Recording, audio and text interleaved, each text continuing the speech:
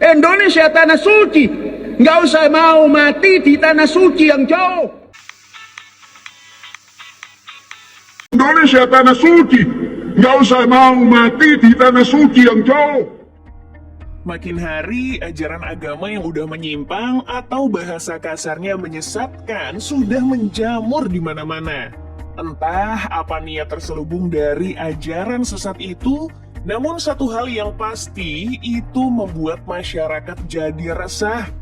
Tapi yang paling heboh di Indonesia dan pasti masih diingat adalah kasus Lia Eden yang menyebarkan ajaran sesat bernama Salamullah. Pasalnya, tepat ketika dirinya menginjak umur 27 tahun, ia dibimbing, disucikan, dan juga dididik oleh Jibril. Kerennya, Tuhan menyatakan kalau Lia Eden sebagai pasangan Jibril yang sudah tertulis di kitab suci. Ini menurut dia loh ya. Makanya, doi dengan pede ngomong kalau ia adalah sosok surgawinya dunia. Hebatnya lagi, Lia Eden mampu meramal hari kiamat loh. Gila nggak? Lebih gila lagi, di tahun 2000 silam, Lia Eden meresmikan aliran barunya bernama Salamullah yang menggabungkan 3 agama Abrahamik, seperti Yudaisme, Kekristenan, dan juga Islam. Ini kalau dilaporin penistaan, bisa 3 agama yang nyerang nih. Walau bagi kita kelihatannya nggak begitu masuk akal, tapi pengikutnya sampai berjumlah 100 penganut loh. Hebat! Namun yang bikin kita ngakak brutal ketika Lia Eden ngirimin surat ke Presiden Jokowi dan Ahok yang saat itu menjabat sebagai Gubernur Jakarta agar diberikan izin untuk mendaratkan UFO di Monas. Waduh, gokil benar sampai ngundang UFO ke Jakarta. Nggak ada yang tahu pasti soal sumber pendanaan aliran ini. Tapi hebatnya, Lia berhasil membangun rumah mewah yang diberi nama Taman Surga di Jalan Mahoni, Senen, Jakarta Pusat. Di depan rumah terlihat sebuah Toyota Kijang kapsul yang terparkir. Usut punya usut, Salamullah ini mendapat kucuran dana dari bisnis wartel yang mereka kelola serta bisnis investasi bernama Gold Quest. Namun, karena Lia Eden udah meninggal, jadinya ajaran ini udah nggak pernah kedengaran lagi. Atas nama surga dan kerajaan Eden yang maha suci. Beda cerita dengan yang satu ini. Lagi anget-angetnya nih dibahas di seluruh media. Ajaran Pondok Pesantren Al Zaitun yang dipimpin oleh Panji Gumilang ini terbilang syarat kontroversi. Kontroversi pertama adalah cara mengumandangkan azan yang cukup berbeda dari yang kita ketahui. Allahu Akbar! Allahu Akbar! Kerennya lagi, syaf sholat antara laki-laki dan perempuan boleh tercampur.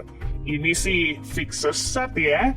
Ya, kalau kontroversinya cuma segitu mah bukan segudang namanya. Oke, kita buktiin dari kasus yang mencuat belakangan ini. Salah satunya nih, ketika Panji berargumen kalau umat Islam nggak usah ke Mekah karena Indonesia itu tanah suci. Suci! Suci! Indonesia tanah suci! Nggak usah mau mati di tanah suci yang jauh di Indonesia. Emang sih ya, di umur-umur segitu lagi lucu-lucunya. Namun yang bikin kita terheran-heran karena meskipun punya banyak kontroversi, tapi Ponpes ini bisa dibilang nggak tersentuh sedikit pun. Bahkan Panji secara belak-belakan ngomong kalau aliran dana untuk menjalankan pesantren ini berasal dari pemerintah, yang nilainya mencapai 43 miliar rupiah per tahunnya. Dana dan juga keamanan tersebut disinyalir dari backingan-backingan kuat yang ada di belakang Panji. Terlebih lagi, backingannya itu digadang-gadang juga berasal dari antek-antek Gerakan Negara Islam Indonesia. Meskipun sudah terindikasi, tapi nyatanya Al Zaitun berhasil meraup santri hingga 7.000 orang di tahun 2011 silam. Makanya masuk akal kalau pendiri Ponpes terbesar se-Asia Tenggara ini mampu membeli sebuah Mercedes-Benz ML Class yang harganya berkisar 400 jutaan rupiah. Bahkan Al Zaitun juga ngeborong 19 unit Isuzu MU-X untuk operasional pesantren yang harga per unitnya mencapai 599 juta rupiah. Namun Panji sebaiknya waspada, karena rekan sealirannya bernama Ahmad Musadek sudah divonis di penjara selama 4 tahun. Pasalnya dirinya mengaku-ngaku sebagai nabi yang menjadi penerus Nabi Muhammad. Dengan membentuk kelompok Gavatar alias Gerakan Fajar Nusantara, Musadek cukup profesional dalam mengelola komunitas sesatnya ini. Terbukti dari bagaimana dirinya membentuk sebuah struktur yang dipimpin oleh camat dan dibawahi oleh bupati-bupati. Bahkan hebatnya, tersiar kabar kalau bupati-bupatinya disediakan sebuah mobil dinas Toyota Kijang Innova, sebuah rumah, dan juga bodyguard. Ya, seniat itu ya bikin komunitas sesat. Nah, setelah ditelusuri, sumber dana Gavatar ini ternyata berasal dari hasil denda anggota yang melakukan pelanggaran. Terlebih lagi, anggotanya mencapai 20.000 orang yang tersebar di 34 provinsi. Jadi, gimana nggak kaya tuh kelompok sesatnya? Bahkan, saking profesionalnya, Musadek berhasil membangun sistem perekonomian di sektor pertanian, sandang pangan, dan juga perdagangan.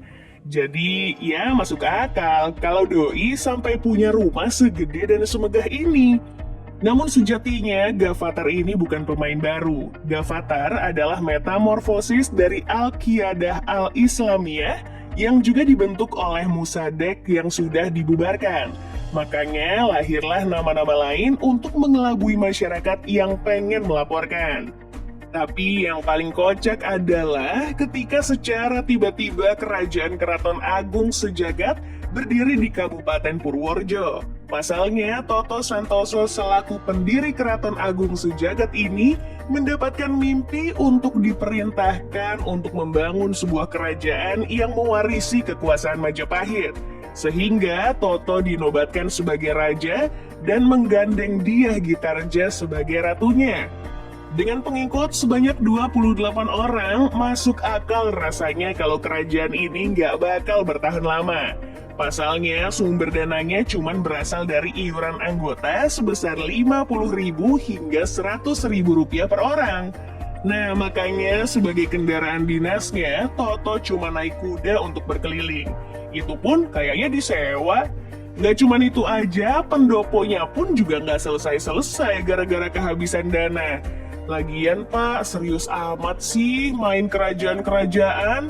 Namun Dyah Gitarja selaku ratu kerajaan sejatinya lahir dari keluarga kaya.